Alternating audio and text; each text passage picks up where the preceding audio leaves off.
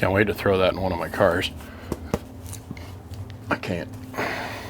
Well, yesterday was fun.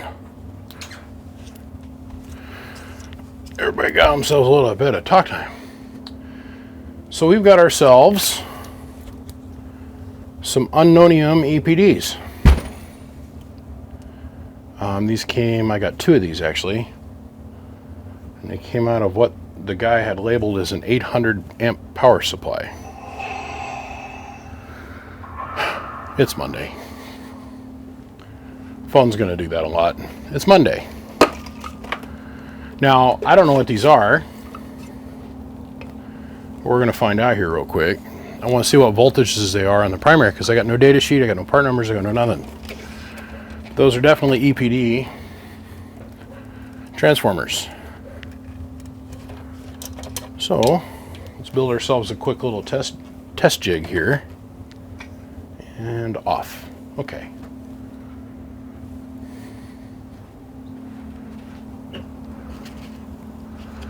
That Mother Nature was smiling on me yesterday.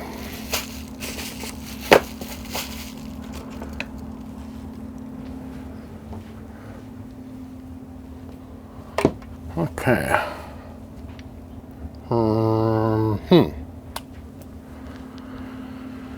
Sitting over here, I should have myself some screws, so some wash hairs on them. Yep.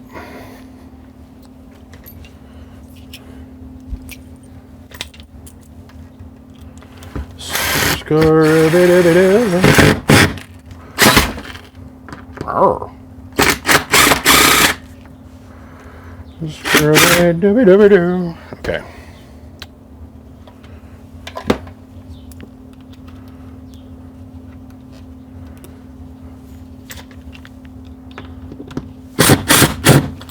And before you all freak out, make sure to crosswire the phases of the transformer. We're not going to do any amp loading on this. I just want to see what we got for voltages. I want to figure out if this is a 110 or 220 type of device, but I don't feel like getting any kind of electrocuted. And I guess I could have used little alligator clips, but let's see what we figure out here.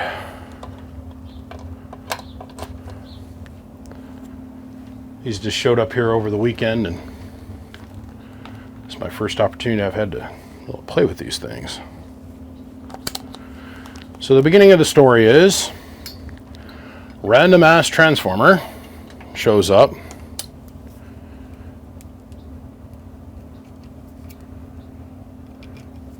Let's start the identification process.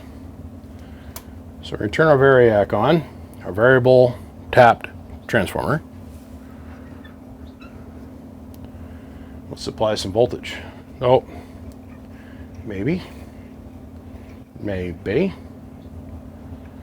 volts.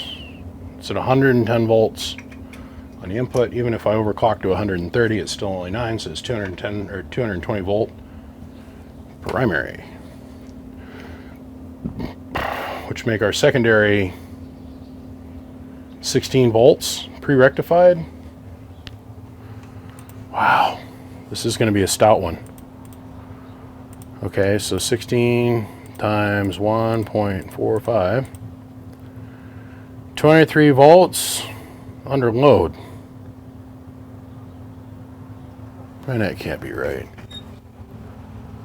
110 going in, 8 coming out, so that'd be 16, double the voltage.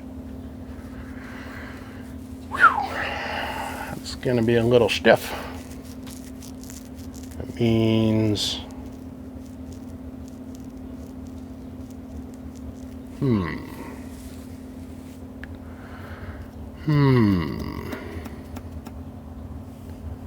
wonder why somebody took the data tag off the transformer. Don't make no sense to me. It's in the right ballpark.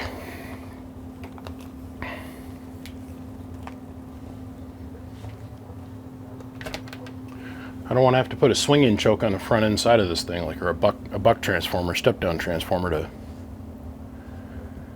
I mean, that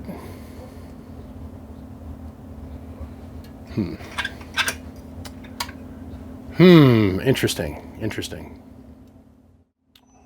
So what we have here, everybody's gonna be like, what? This is the DX1600 V Texas Star, but it's different. The insides of this thing are a little different. So let's take a look for here.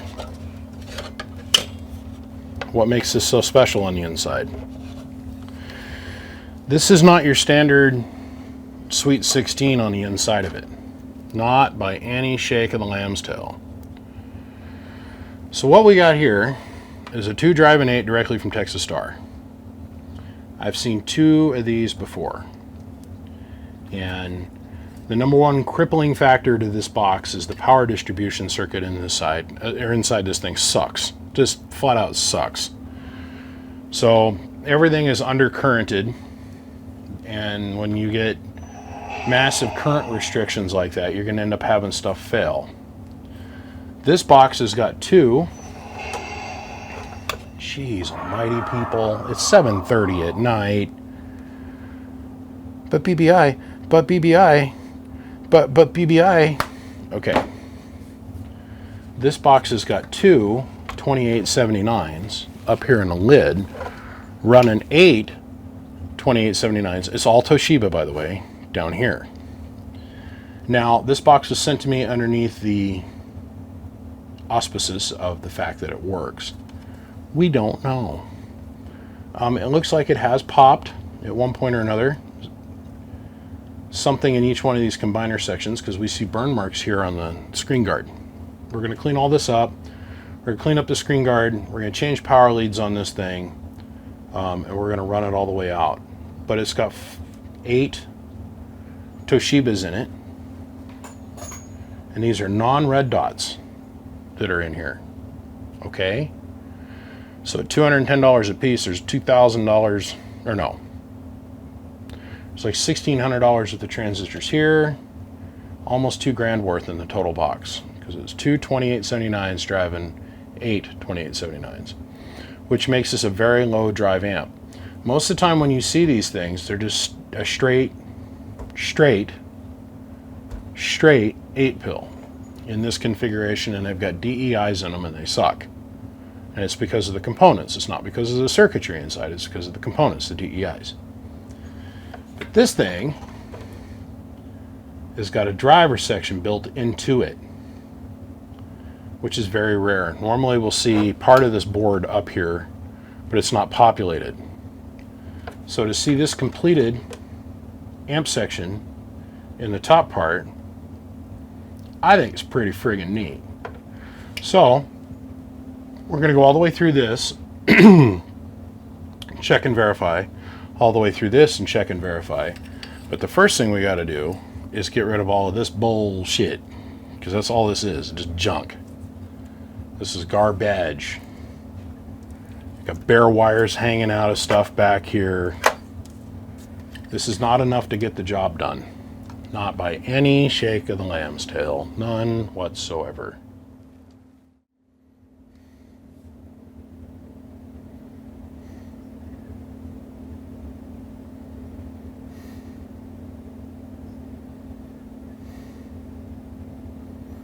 It's subtle, but we added some new power wires to it and changed where the distribution network works out to be. I took the fan guard off and cleaned it pretty good. It was full of lint. And then upgraded the power wires that feed the entire control board plus feed the 2-pill driver section. It's subtle. It's very subtle. But this will make the difference in between this box staying together in one piece and it won't. That, and we're going to put some pretty big power wire up in this thing to make sure that we don't have any current restraint.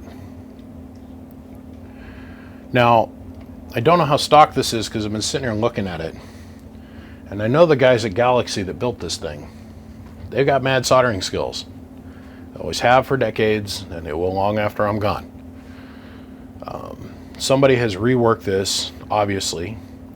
They came in here and they took out all the DEIs that were in it and they replaced everything with Toshibas. This is a matched set, believe it or not. These are a different lot, these 2 transistors, but these 4, or these 8 in the back, they're all lot 6A. So,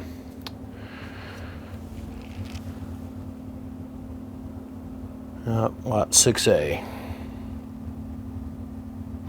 This little hoopy in the power wire is here so we can put the screw case through and it doesn't hit the power wire. You'll see the hole is just down in there, strategically placed so the screw comes in and bypasses.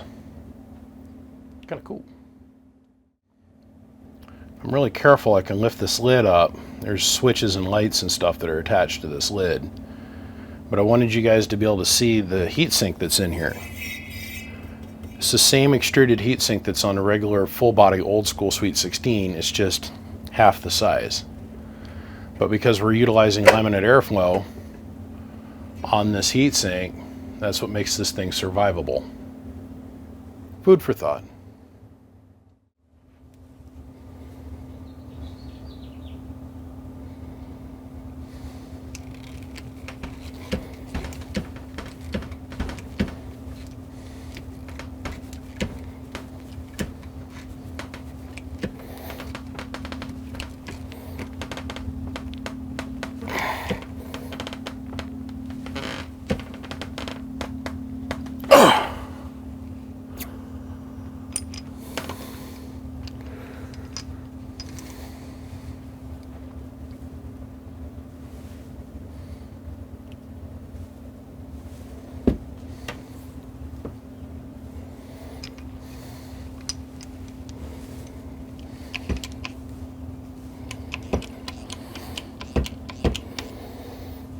I feel like I just got a Dear John text. You know, remember when we were kids and you get a letter? Dear John, you know, hey man, I hate it, but it's not you, it's all me. Yep. Can't stand how your religion is not the same as mine or whatever, blah, blah, blah, blah, blah. I'm just not emotionally feeling it and I'm breaking up. I had this thing sold. This guy called me a couple weeks ago and asked me what I had for sale. I told him. He says, sweet, I'll buy it. And I was talking with the guy on the phone and I asked him, like, what are your SWRs? He didn't know. I asked him how many watts he was running at the moment. He didn't know. He doesn't own a watt meter, doesn't own an SWR meter. So I talked him through that whole process. You know, played teacher, did what the good radio Samaritan operator should do. Perfect. And I could hear it in his voice when we were talking on the phone. I was throwing too much information at him too quick. And this is this isn't a starter kit amp. There's a lot of money in this box. There's $2,000 worth of transistors in this amplifier alone. $100 worth of transistors. It's got 10 Toshiba non-red dots in it. I mean, we're just being real. And so I was like, well, let's cover all the bases because I don't want to sell him this amp. He hook it up blind, and then he ends up burning it to the ground. And then he feels like he got ripped off or done wrong because he doesn't know about SWRs, he doesn't know about coax links, he doesn't understand drive, you know, like you can't go and put a 100-watt radio in this amp. Most Texas Stars you can. Not this one. This one is like designed to have a Cobra 29 or a 148 hit it. It's a low drive girl. It doesn't want to have a ton of power put in it because of that 2-pill driver section. And I call that the drive chain. Okay, so you got your chain of events that take place. You got low drive and high drive. Well, in my day, 10 watts back in the day, 10 watts, and then you had a 30 watt. 30 watt was high drive. Well, the scale has changed a little bit, and now it's You know, 30 watts, basically 30 watts peak, or 100 watts. Well, he had a 100-watt radio. That's way too much schmoo for this thing. That's burning stuff to the ground, catastrophic problems for this amp. This is going to be probably a 1700 watt amplifier, but you're going to hit it with like a Cobra 29 or a 148, and it just, I could tell, I could hear it in his voice. He goes, well, I'm going to call, I'm going to talk with my local CB guy. And I said, cool. I said, you know, you might want to just buy this and put it on the shelf. And once you get a watt meter and you get all the stuff that's absolutely necessary to get this to go and do it safely, then this is something you can put in your truck, in your semi. He goes, yeah, okay. I said, well, I'll give you a call this evening once I get this finished and get the video out on YouTube. He goes, okay. I knew when I got off the phone with him earlier today. It's only a matter of time. You know, because it's easier to break up with somebody via text than it is to call them on the phone and talk to them in person. So I don't care. I'm just going to put it up for sale. And whoever ends up getting it is the one that ends up getting it. But this guy literally gave me the Dear John letter via text. Hey man, it's not you, it's me. I feel bad. You know. So, needless to say, when we're done with this thing's going to go up for sale. And if I'm going to heavily modify this thing, which I've already done, why not really modify it? And let's put a real fan on top of this thing so we can move some real air through this heatsink and through that entire cabinet. There's 10 transistors inside this shoebox. It's going to take some real cooling to keep ahead of that, you know what I mean? So I'm kind of toying with the idea if I want to put the fan external, you know, get rid of this little shallow, little 110 millimeter fan and go for something a little bit thicker with a little bit more ripums to it so we can get a little bit higher volume of air through it. I don't know, I'm just debating. I'm debating. So now right now what I'm doing is blaspheme. Okay, I am in some electronic circles, what I'm doing right now is just sacrilege. How dare you? I'm sorry, you've got a hydraulic compression fitting. That's this here. Right? And they claim that's all you should do. Oh no, crimp it twice, be done with it. I'm like, no, I like the mechanical connection idea, but I really like having me that electrical connection. Actual, real deal pixies moving through connector A to connector B to connector C through electronic schmoo, otherwise known as solder. Come on, we got all day, let's go.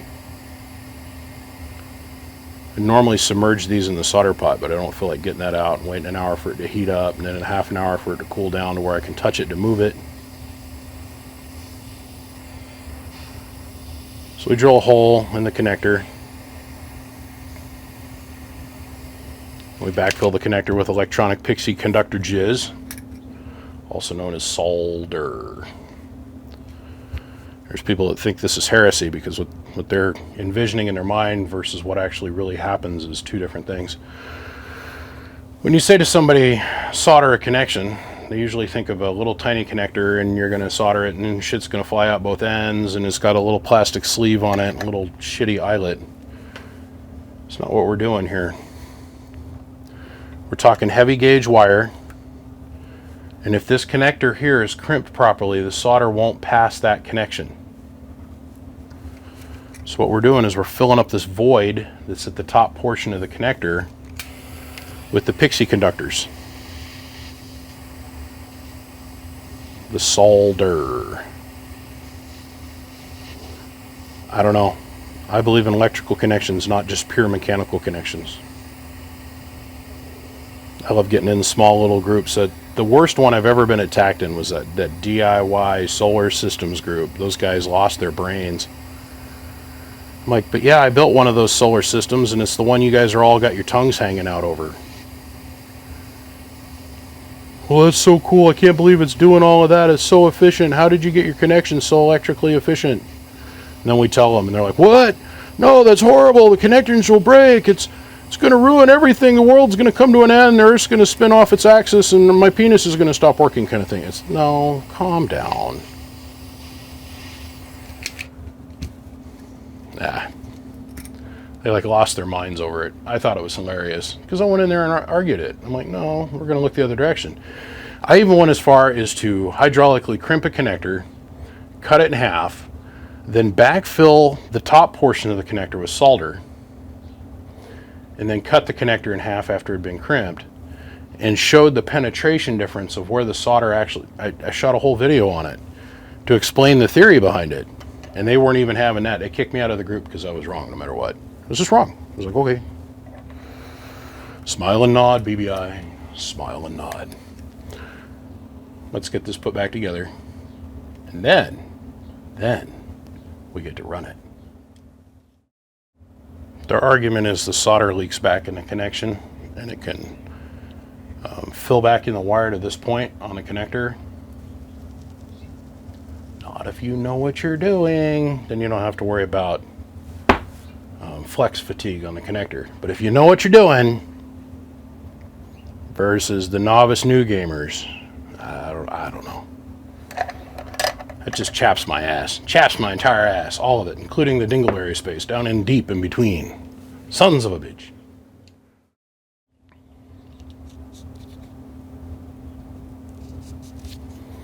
Come on. Here you go. Be a big girl. There we go. And then to mitigate any vibration or flex issue that we have at the power connection, we utilize this stuff. Not cheap. Bought directly at China Freight. All they do is sell epoxy-based heat shrink at China Freight, and it's fairly decent. But then we put epoxy-based, marine grade, watertight, to make sure the entire connection is electrically sealed from any water. Because believe it or not, water causes 90% of your problems when it comes to the quality of an electrical connection. Come on, slide, baby girl. Don't make me stick 2 fingers in you. Although I do want to kind of spit on it. Water causes most of your actual failure of your electrical connection, your corrosion issues. But to help mitigate that flex issue at the joint, if there is any, which there are none, you put real deal big boy heat shrink on the connection. It serves as a dual purpose. It keeps moisture out.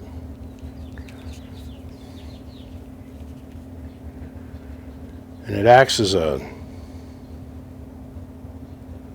buffer, I guess, between the joint and the jacket of the wire. It's like, how do I put this? See, how would be a good way to describe this to the layman? Not layman, but the unknown. Ooh, I got it.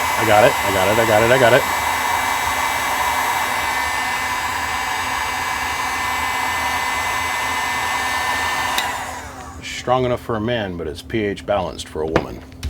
That's how we should describe that.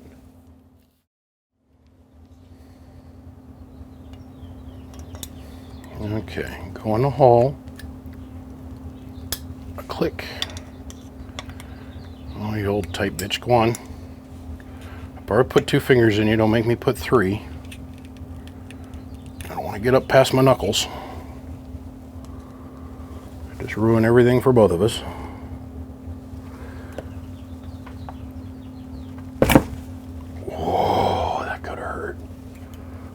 Could have hurt. There we go. Still not in there.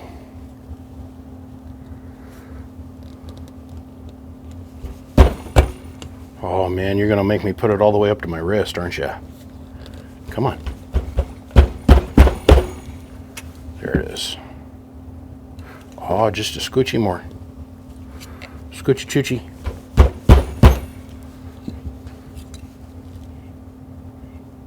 There it is. had to put 3 fingers and a thumb. We got her to fit. Damn. Damn. You know, I've worked on 2 or 3 of these, and it's been a while since I worked on them. And like I tell all the young guys that show up and they want to learn how to do this stuff, if you make a mistake on video, don't shy from it. Don't try to cover it up. Just go out, take it straight on a face like a porn star and embrace it. And I was sitting here and I was fiddly farting around with the lights over here on the switches. And I put power to it. And I was noticing that the final switch wasn't lighting up. See how they're all lighting up now? So I had to fix that. But then my brain started to process what I was reading with my eye holes. And I was like, finals? This one here is drivers.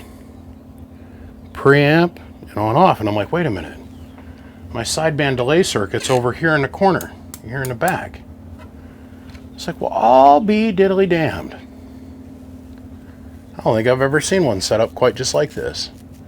This is straight from Texas Star. This thing is badass, dude. I had to call the guy that was wanting to buy this, and I had to totally eat my words, man.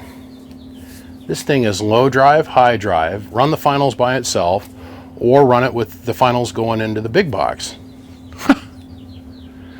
That's kind of cool. There's other upgrades in here, like from the factory. Normally this is just like a little tiny 1/4 watt resistor that controls your bias. It's a 1.8 ohm resistor. There's another one here, another one here, and another one here. Usually if you pop the pills, this resistor will open up along with the 10 ohmers, and 12 volts will get dumped directly onto the input transformer, because this is what controls how much current is actually pulled off of the circuit and bled to ground, and that's what controls the amount of voltage that goes for the bias. Now, I'm used to this switch here in the back being the class C, class what they call AB1, which it's not, it's class B. I'm used to this switch here in the corner controlling that. This controls your sideband delay. And your sideband delay normally is controlled up here on the front switches, but that's changed. This thing is actually a very impressive little piece of kit, and there's 7 million things stuffed in a tiny little package. Now, I ran it with the lid on it, and I'm quite impressed with the amount of air that gets moved through this box. And I feel, me personally, just me, I feel that if a guy is sensitive to the amount of heat coming out of this amplifier, that I can leave it just the way it is, and they can be sensitive to that heat, and they can control what they do with their amplifier by using their brains. I don't need to cram 7 million CFM worth of air through the box. You gotta just put your hand back here and, oh, if it's a little warm, stop talking for a minute. Let it catch up. This is your auto fan switch, this switch here in the corner. Down is auto, up is on. I love that they gave that flexibility on this particular style of amp. Me personally, I think it should be in the on position at all times. This is your thyristor, thermocouple, thermal switch, whatever. They've actually upgraded that, and they've tied it to the metal of the cabinet. They used to have it soldered. It would sit like right here on the board on the old school suites. So the board would have to heat up to like 160 degrees to get this to kick in, to get the fan kit to kick on. Well, most of these I bypass. But since we have a switch that controls manual and auto, on, as soon as we turn the box on, fan on. Or it sits in the auto position where the box is on, but until the amp gets hot, the fan doesn't kick on. So I have to eat my words. I just did this big spiel about the guy that wanted to buy the thing, that needed the thing, that he had too much drive, and I told him, oh, no, it wouldn't work. I called that cat on the phone. I said, man, he wouldn't answer the phone now. Seriously, he's acting like the ex-girlfriend from high school. Don't matter. Don't matter. Leave this up. You can literally run this amp in any configuration you want, which is kind of cool. I'm going to show you how that works now. Okay, we're going to do this in one smooth, homogeneous shot. So wish me luck. Here we go. Hopefully the phone doesn't ring. Okay, so let's first look at all of our slugs. It's a 1,000 watt slug. We're going to have it in peak. It's up. Okay, let's go over here to the 5,000 watt hole. Let's put our 1,000 watt slug back in there. All right, it's on a bitch. Okay. That is a 1,000 watt slug in average. So 1,000 watt slug in peak, 1,000 in average or RMS, and a 5 watt slug in reflect back from the Bird 10,000 watt dummy load. Okay. So that means when this scale goes all the way over here to the right, it's 1,000 watts. This is 1,000 in average. And when this actually hops up, which it shouldn't, going into the Bird 10,000 watt dummy load, that's showing us how much reflect we got coming back, which should be none, 0, zilch. So we're going to utilize a lot of zooming in and out here. Just be forewarned. So we're going to turn the amp on. We don't have either one of these switches flipped. The fan switch is in the full run position. Now it's off. There's our sideband delay off, and our variable. Okay, so the switch is on, and now we're going to grab our 2950. Hello, hello, hello, hello, hello. Hello, hello, hello, hello. That's our drive, but the amp isn't doing anything. It's just on. It's like in standby. So check it out. Hello, hello, hello, hello. Hello, hello. Amp is on, but not doing a damn thing. Okay. So let's verify our preamp's working. Preamp does work. So now we're going to click our driver switch. And I believe that's when our variable, oh yeah, so when our variable here on the front comes into play. Now, we're only going to be running off the two drivers. So the two 2879s that are mounted to the lid attached to this switch control unit is what we're running when this switch is depressed.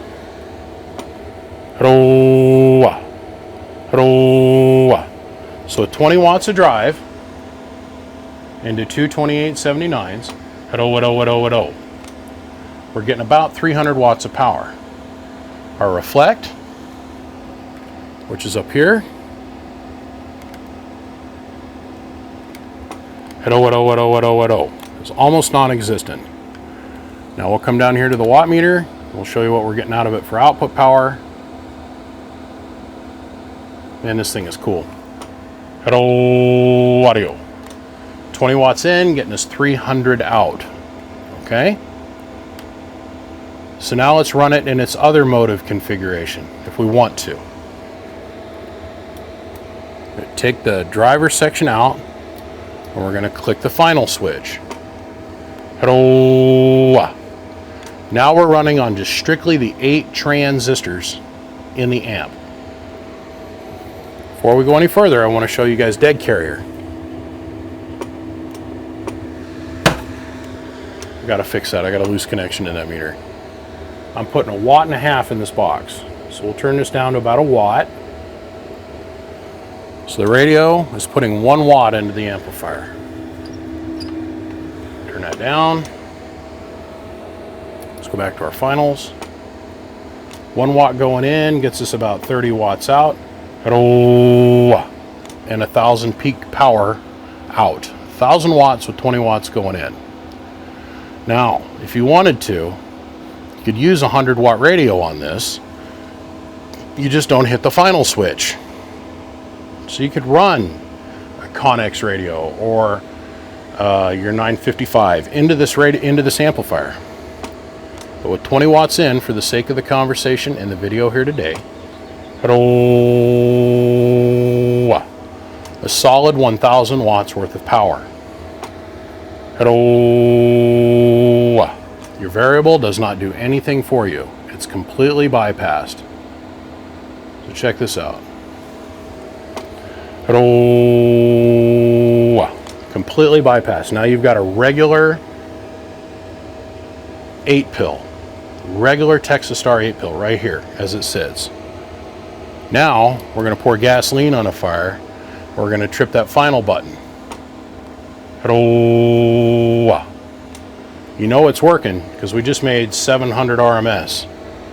That's with 1 watt going in. We're making a 500 watt carrier, which is a little bit high. Let me show this to you again. So 1 watt going in makes a 500 watt carrier. Now if it was me, I'd turn the variable down so you key in just a couple 100 watts. That's going to help keep all your parts nice and cool. If you've got a 30 watt radio going into this amp, set your dead key at 1 watt. You can use your variable. You cannot use a variable on a high drive radio, it'll burn a variable up. So we back your dead carrier down just a little bit. Back that down with the variable on the front of the amp. 1 watt in makes, hello, there's 600 bird. Let's turn the variable all the way open again. Hello, about 650 bird. But we'll back it down so we're only keying about 200 watts. So let's find out what we're doing for total peak power. We're going to flip that switch up to 2x. So that means this meter, when it gets to be just right in the middle there, between the 40 and the 60, you see that hash mark that's there? That's 1,000 watts. We'll zoom in for you guys that are watching this on your phones. This right here, this hash mark right here, that big hash mark is 1,000 watts.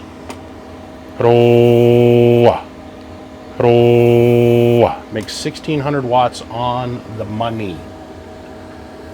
Let's turn our variable all the way up. Shut up. We're on 14.5 volts. We're making 1,800 watts of power with the variable all the way open. 17. That's freaking great. That's freaking great.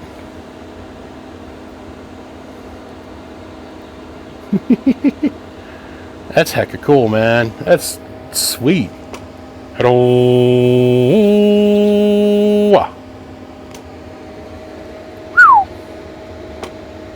Bring it down here where the dead key is about 200 watts. It's still making 1,700 watts of power with 20 watts of drive. Man, that's like the king of flexibility. I swear. All right, we'll turn our delay on.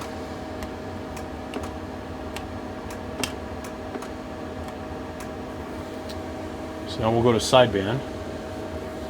Hello, 1, 2. Hello, 1, 2, 3, 4, 5, 6, 7, 8, 9, 10, 11, 12, 13, 14, 15. You want to have just enough delay that the relay doesn't come unlatched in between your words when you're speaking in a normal sentence with an auto key circuit like this. But you want it so that it's not so long that you miss the first couple seconds of whatever somebody else has got to say when you unkey. This box works titties. That's craziness. All right, let's look at our amp voltmeter. Hello, 1, 2. Is that 200 and turn the delay back on? 254 amps worth of current draw out of this box. And people wonder why we tell them you gotta have a 200 plus amp supply for an 8-pill. Hello, audio, 1, 2, 1, 2, 1, 2, hello. Hello, audio, 1, 2, 1, 2. Legit, real big boy numbers. Almost 260 amps worth of current draw on sideband. Now, let's go to AM. We'll click our delay off. Run our variable all the way up. Hello. 180 amps worth of draw on 10 transistors. But if you want to run it on sideband, you got to have a 260 amp power supply. The two modes of operation between AM and sideband pull different amount of current because you're doing different things with the signal. Okay? Hello, audio, 1, 2, 1, 2, 1, 2. Turn our delay on. Go back over to sideband. Hello, 1, 2, 1, 2, 1, 2, 1, 2, 1, 2. 283 amps on that key up. And the air is still ice cold coming out of this box. Our driver section, which is bolted right here, ice cold. And that's a cool Texas Star. The last one I had in here that was like this did not work like this at all. This is a cool Texas Star. Why didn't they make more of them like this? Oh, they got themselves in the position where they had the bad transistors and they quit making these. And this thing is neat. Even after all of that, the auto key circuit still hasn't kicked in. But this thing would be about 3 times hotter than what it would normally be. Or not auto key, the auto fan on.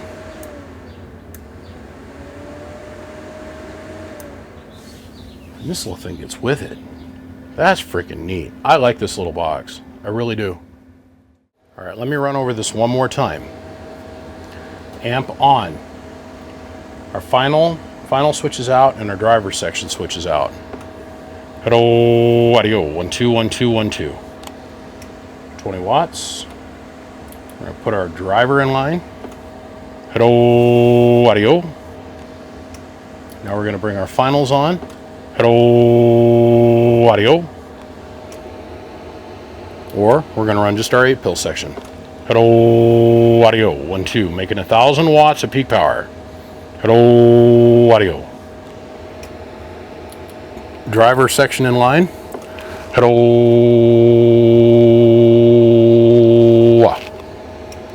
Final section in line. Hello.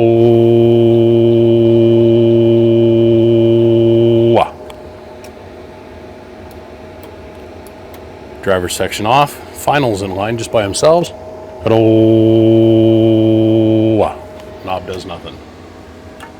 Those are the basic modes of operation. For sideband, it's a switch here in the back. Right here on this back corner. The fan auto or fan manual switch, which I personally think it needs to be run in manual all the time, is back here in the right hand corner. This is what it looks like in the dark. Turn on the power button. This is everything bypassed and it's just in cool down motor standby. Hello, audio, 1, 2. I want to show that the meter is still working. Let's put our driver in line. Hello, audio, 1, 2.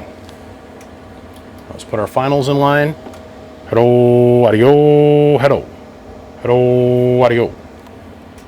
And preamp. Hello, audio, 1, 2.